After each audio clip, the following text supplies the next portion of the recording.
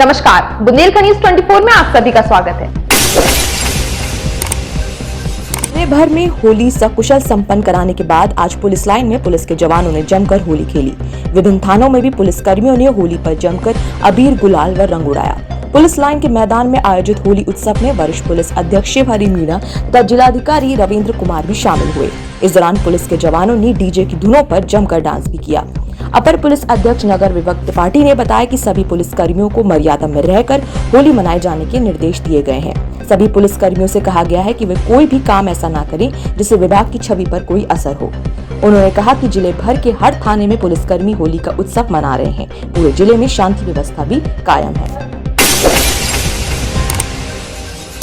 रोजाना की तरह घर से घूमने निकला 15 वर्षीय बालक संदिग्ध परिस्थितियों के चलते लापता हो गया। मामले की सूचना पुलिस को दे दी गई है। समथर थाना क्षेत्र अंतर्गत नई बस्ती के वार्ड क्रमांक 5 में रहने वाले तुलाराम शिल्पकार ने पुलिस को दिए गए प्रार्थना पत्र में अवगत कराया कि उसका पुत्र अखिलेश 17 मार्च की सुबह घूमने के लिए निकला था। वह प्रतिदिन सजोखरी रोड पर घूमने जाता है। घर से निकलने के बाद वह वापस नहीं लौटा। काफी समय निकल जाने के बाद भी उसके वापस न आने पर उसकी खोजबीन की गई, लेकिन उसका कहीं कोई सुराग नहीं मिला। तुलाराम ने अनहोनी की आशंका जताते हुए पुलिस से लापता पुत्र का पता लगाए जाने की गुहार की है। बबीना के एक व्यापारी ने लगाई गुहार। पीड़ित का नाम सौरभ भार्गव निवासी स्टेशन रोड है।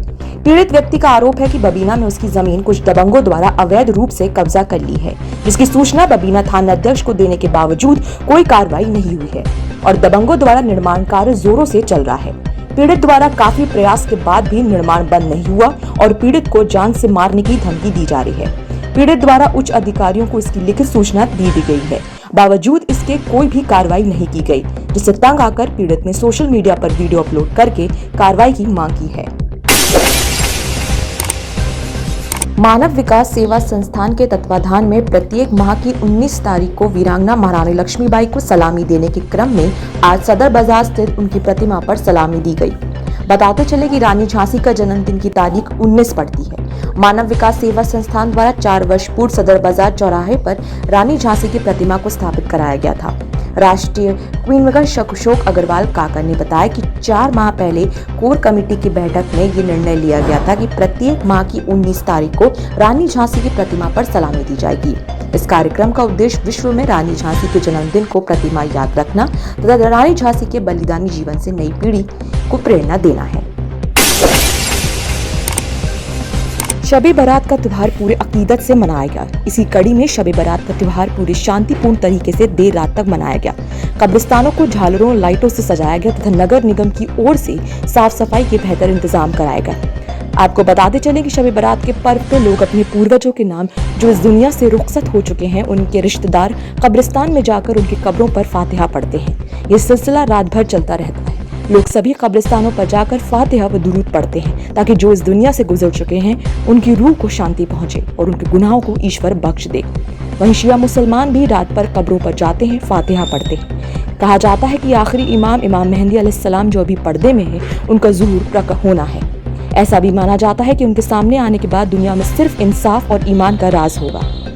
शिया मुसलमान नदी के किनारे जाकर अरीजा भी डालते हैं। अरीजा का मतलब है जो आपके मन में दुआएं हैं, वह एक दुआ लिखा हुआ एक कागज का एक पन्ना होता है जिसमें ईश्वर से अपनी अर्जी लिखकर आटे के पेड़ों में रखकर नदी में फेंका जाता है। वह इसलिए कि जब आखिरी इमाम का ज़हूर यानी प्रकट होंगे तो नदी के किनारे से ही होना है, इसलिए लोग अपनी दुआएं लिखकर नदी में डालते हैं। झांसी के पूंछ थाना इलाके के ग्राम चितगुवा निवासी गौरीशंकर राजपूत पेश से किसान थे। वे 10 बीघा जमीन के काश्तकार थे। रबी सीजन में उन्होंने अपनी 10 बीघा जमीन में से 8 बीघे में मटर और 2 बीघा में गेहूं की बुआई की थी। हाल ही में फसल की कटाई की गई तो 8 बीघा में महज 8 क्विंटल मटर ही निकली।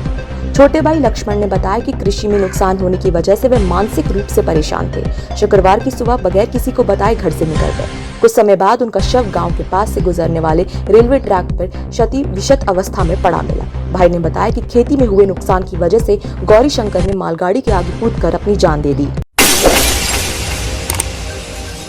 समेत 5 लोगों पर दहेज हत्या की रिपोर्ट दर्ज। खरेला थाना क्षेत्र के एचाना गांव में 8 दिन पहले संदिग्ध हालत में आग से झुलसी महिला की मौत होने के मामले में पति समेत 5 लोगों के खिलाफ दहेज हत्या की रिपोर्ट दर्ज की गई। पुलिस मामले की विवेचना कर रही है।